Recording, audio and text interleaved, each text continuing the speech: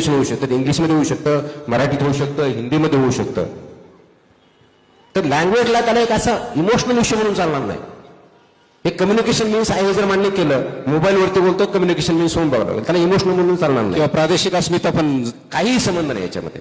अस्मिताचा आणि लँग्वेजचा काही संबंध नाही.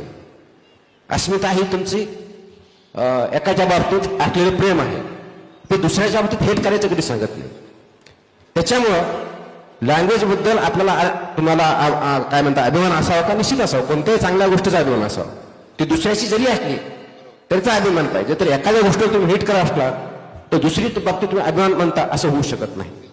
आणि म्हणून लँग्वेजकडे ज्याची गोष्ट ज्या पर्पजसाठी आहे त्याच्याकडे बघणं जर शिकलं तर निश्चितच आपण पुढे जाऊ शकतो. याचाच अर्थ काय? सायंटिफिक टेम्पर आपल्यामध्ये आलं पाहिजे.